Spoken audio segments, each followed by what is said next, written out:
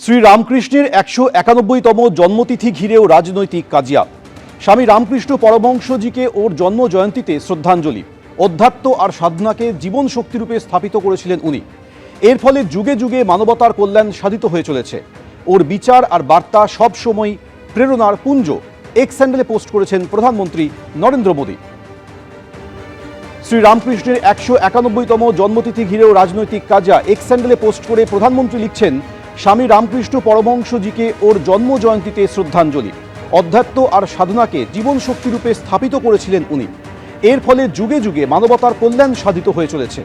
ওর বিচার আর বার্তা সবসময় প্রেরণার পুঞ্জ, এক্স হ্যান্ডেলে পোস্ট করেছেন প্রধানমন্ত্রী নরেন্দ্র মোদী।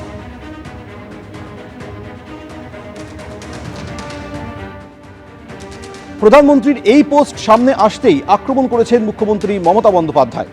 প্রধানমন্ত্রী আবার বাংলার মহাপুরুষদের প্রতি তাঁর সাংস্কৃতিক অজ্ঞতাকে প্রকটভাবে প্রকাশ করেছেন। আজ যুগাবতা শ্রী রামকৃষ্ণ পরমহংসদেবের জন্মতিথি।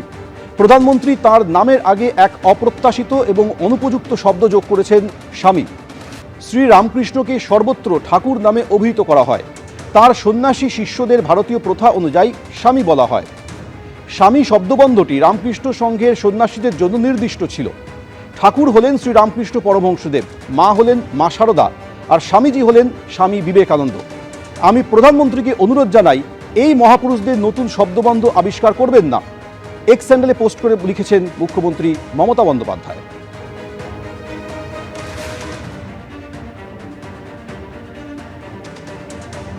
শ্রী রামকৃষ্ণের ১৯১তম জন্মতিথি ঘিরেও রাজনৈতিক কাজিয়া। প্রধানমন্ত্রী নরেন্দ্র মোদী একটি পোস্ট করেছেন, তারপরই সরব হয়েছেন মুখ্যমন্ত্রী মমতা বন্দ্যোপাধ্যায়। প্রধানমন্ত্রীর এই পোস্ট সামনে আসতেই আক্রমণ করেছেন মমতা বন্দ্যোপাধ্যায়। প্রধানমন্ত্রী আবার বাংলার মহাপুরুষদের প্রতি তাঁর সাংস্কৃতিক অজ্ঞতাকে প্রকটভাবে প্রকাশ করেছেন। আজ যুগাবতা শ্রী রামকৃষ্ণ পরমহংসদেবের জন্মতিথি। প্রধানমন্ত্রী তার নামের আগে এক অপ্রত্যাশিত এবং অনুপযুক্ত শব্দ যোগ করেছেন, স্বামী। শ্রী রামকৃষ্ণকে সর্বত্র ঠাকুর নামে অভিহিত করা হয়। তাঁর সন্ন্যাসী শিষ্যদের ভারতীয় প্রথা অনুযায়ী স্বামী বলা হয়। স্বামী শব্দবন্ধটি রামকৃষ্ণ সংঘের সন্ন্যাসীদের জন্য নির্দিষ্ট ছিল। ঠাকুর হলেন শ্রী রামকৃষ্ণ পরমহংসদেব, মা হলেন মা শারদা, আর স্বামীজি হলেন স্বামী বিবেকানন্দ। আমি প্রধানমন্ত্রীকে অনুরোধ জানাই, এই মহাপুরুষদের নতুন শব্দবন্ধ আবিষ্কার করবেন না। এক্স হ্যান্ডেলে পোস্ট করে লিখেছেন মুখ্যমন্ত্রী মমতা বন্দ্যোপাধ্যায়।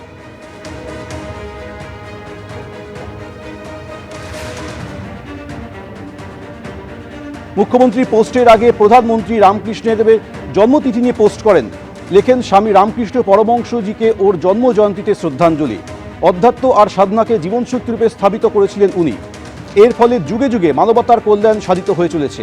ওর বিচার আর বার্তা সবসময় প্রেরণার পুঞ্জ, এক্স হ্যান্ডেলে পোস্ট করেন নরেন্দ্র মোদী।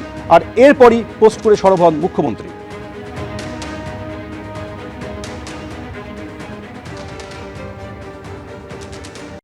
সর্বভারতীয় ক্ষেত্রে যে কোনো ধর্মীয় নেতৃত্বকে স্বামী বলে সম্বোধন করা হয়। এটা নিয়ে এত বিতর্কের কিছু হয়। আর শ্রীরামকৃষ্ণকে স্বামী বলে ডাকলে, স্বামী শ্রীরামকৃষ্ণ বললে শ্রীরামকৃষ্ণের অবতারত্বের কোনো কমতি হয় না। শ্রী রামকৃষ্ণের ১৯১তম জন্মতিথি নিয়ে পোস্ট করেছেন প্রধানমন্ত্রী নরেন্দ্র মোদী। স্বামী রামকৃষ্ণ পরমহংসজিকে ওর জন্ম জয়ন্তীতে শ্রদ্ধাঞ্জলি। অধ্যাত্ম আর সাধনাকে জীবন শক্তিরূপে স্থাপিত করেছিলেন উনি। এর ফলে যুগে যুগে মানবতার কল্যাণ সাধিত হয়ে চলেছে। ওর বিচার আর বার্তা সবসময়ই প্রেরণার পুঞ্জ, এক্স হ্যান্ডেলে পোস্ট করেন প্রধানমন্ত্রী নরেন্দ্র মোদী। আর এরপরই সরব হন মমতা বন্দ্যোপাধ্যায়। তিনি পোস্ট করে লেখেন, প্রধানমন্ত্রী আবার বাংলার মহাপুরুষদের প্রতি তাঁর সাংস্কৃতিক অজ্ঞতাকে প্রকটভাবে প্রকাশ করেছেন। আজ যুগাবতা শ্রী রামকৃষ্ণ পরমহংসদেবের জন্মতিথি। প্রধানমন্ত্রী তাঁর নামের আগে এক অপ্রত্যাশিত ও অনুপযুক্ত শব্দ যোগ করেছেন, স্বামী। শ্রী রামকৃষ্ণকে সর্বত্র ঠাকুর নামে অভিহিত করা হয়। তাঁর সন্ন্যাসী শিষ্যদের ভারতীয় প্রথা অনুযায়ী স্বামী বলা হয়। স্বামী শব্দবন্ধটি রামকৃষ্ণ সংঘের সন্ন্যাসীদের জন্য নির্দিষ্ট ছিল। ঠাকুর হলেন শ্রী রামকৃষ্ণ পরমহংসদেব, মা হলেন মা শারদা, আর স্বামীজি হলেন স্বামী বিবেকানন্দ। আমি প্রধানমন্ত্রীকে অনুরোধ জানাই, এই মহাপুরুষদের নতুন শব্দবন্ধ আবিষ্কার করবেন না। এক্স হ্যান্ডেল পোস্টে লিখেছেন মুখ্যমন্ত্রী।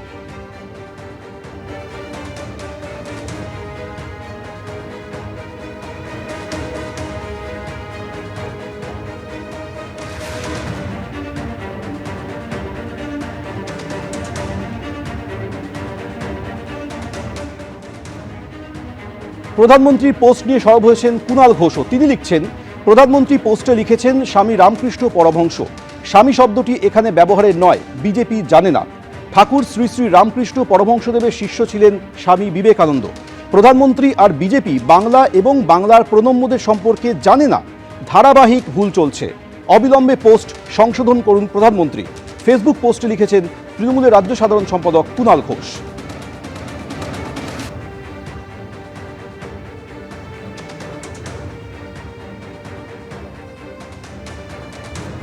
প্রধানমন্ত্রী পোস্ট সরব হয়েছেন মুখ্যমন্ত্রী মমতা বন্দ্যোপাধ্যায় এবং কুণাল ঘোষ।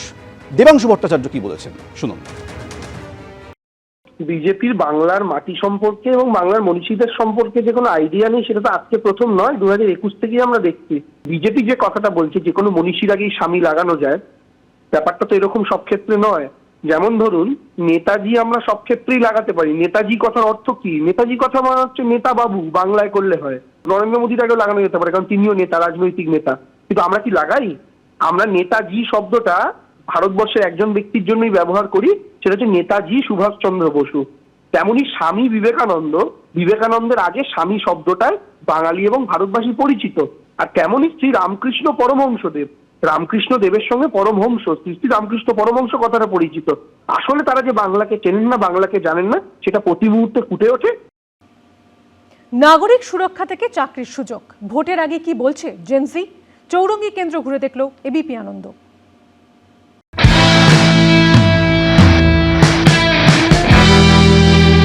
শুধু আশ্বাসে চিড়ে ভেজে কি তাই তাদের বিশ্বাস প্রতিশ্রুতি শ্রুতিমধুর হতেই পারে, তবে লিস্ট মাস্ট টেস্ট কিন্তু মাস্ট। জেনজির ভাবনা ঠিক এরকম। এবারে নির্বাচনের ঠিক আগে চৌরঙ্গী এলাকার তরুণ প্রজন্মরা ঠিক কি ভাবছে, চলুন তাদের মুখ থেকে একবার ভালো করে শুনে নেওয়া যাক। জেনে নিন জেনজি বলছে কি। এখানে চাকরির সংস্থান কতটা? একদমই নেই, চাকরির কোনো রকম কোনো সম্ভাবনাই এই পশ্চিমবঙ্গ সরকারের আন্ডারে হবে না। এখন এখানে শিক্ষার কোনো যোগ্যতা নেই, কারিগর শিল্প কিছুই আসছে না। তো আমাদের যথারীতি কলেজ থেকে পাশ করার পর কোনো চাকরি বাকরিও কিছু আসছে না। অ্যাজ এ সাফারার বলতে পারি যে আমাদের কোম্পানি আসছেই না। কোম্পানি আসবে কোথা থেকে? কোম্পানি নেই। এই যে রাস্তাঘাট, এই যে ফুটপাত দিয়ে হাঁটতে পারেন নাকি ফুটপাত বেদখল চলে গেছে, কি মনে হয়? ফুটপাত দিয়ে আমরা হাঁটি, আমাদের কোনো অসুবিধা হয় না।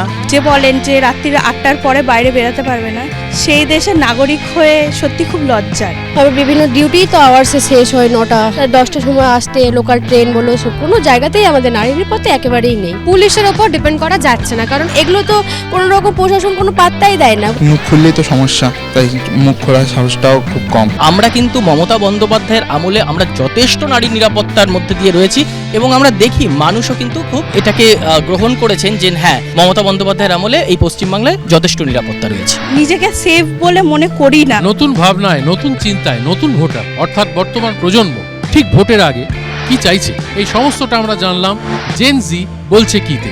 তবে এখানেই থেমে থাকলে কিন্তু চলবে না, ঘুরতে হবে আরো অনেক বিধানসভা কেন্দ্র, জানতে হবে একদম নতুনদের কি মতামত। তাই আপনারা দেখতে থাকুন জেনজি বলছে কি এবং চোখ থাকুক শুধুমাত্র এবিপি আনন্দে। এবিপি আনন্দ এগিয়ে থাকে, এগিয়ে রাখে।